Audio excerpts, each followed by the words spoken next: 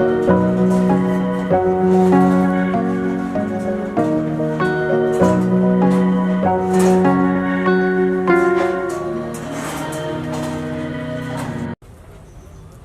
किसान भाइयों, paradise rabbit farm में आप सभी का स्वागत है। आज हम राजेश जी से यह जानेंगे कि जो रैबिट फार्मिंग में ब्रीड्स होती हैं वो कौन कौन सी होती हैं, कौन सी ब्रीड फ़ायदेमंद होती हैं और मार्केट में ज़्यादा बिकने वाली ब्रीड्स कौन सी है। और कई बार ऐसा देखने में आया है कि ब्रीड्स के नाम पर कई कंपनियां फ्रॉड भी कर रही हैं। इसमें कितनी सच्चाई है, जानते हैं राजेश जी से। नमस्कार सभी किसान भाइयों को मेरा। जैसे कुलदीप जी ने क्वेश्चंस किया कि ब्रीड्स के बारे में, सबसे पहले तो मैं ब्रीड्स के बारे में आपको बताना चाहता हूँ कि ये जो ब्रीड है 1987 के अंदर बाहर से इंपोर्ट कराई गई थी। 4 ब्रीड जिसका नाम था शोविट चिंचला, न्यूजीलैंड वाइट, कैलिफोर्निया और ग्रेजेंटा, डच और ब्लैक। ये दोनों ब्रीड इंडिया की हैं।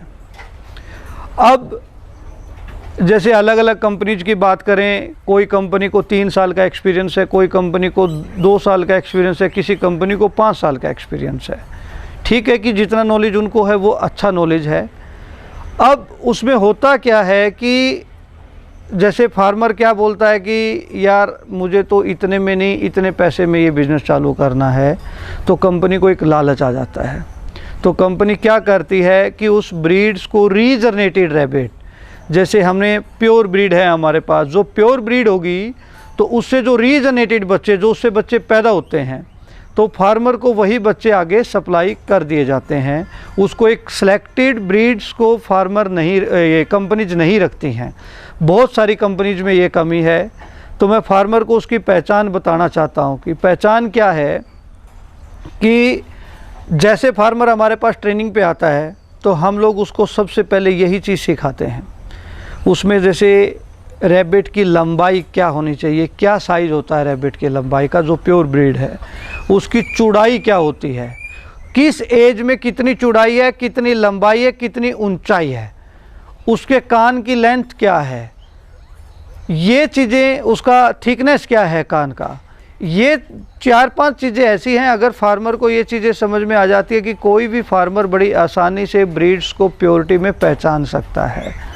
तो ये चीज़ें फार्मर को आके ही प्रैक्टिकली पता लगता है। जब भी फार्मर ट्रेनिंग के लिए हमारे पास आता है तो सबसे पहले हम इस चीज़ का, कुलदीप जी उसको एक्सपीरियंस देते हैं कि आपको ये चीज़ ही लेनी है, मेरे से लेनी है, दूसरी जगह से लेनी है, या कोई चौथी जगह से लेनी है।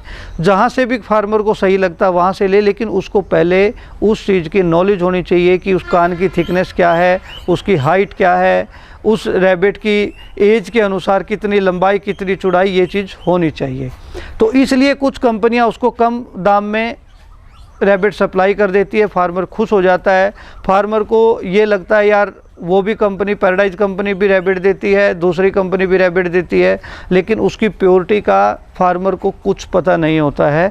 वो हमेशा सोने के पैसे देता है, वो सोना ही चाहता है, लेकिन वो कंपनी पर निर्भर है। सोने के पैसे लेके आप मिट्टी दें या चांदी दें या सोना दें उसको, ये फार्मर को समझनी पड़ेंगी चीज़ें, और उसको थोड़ा सा मार्केट घूमना पड़ेगा, तब उसको उस चीज़ का एक्सपीरियंस आएगा। तो ये चीज़ मैं सभी फार्मरों से कहना चाहूँगा कि विदाउट ब्रीड की नॉलेज लिए बगैर वो फार्मिंग बिल्कुल भी ना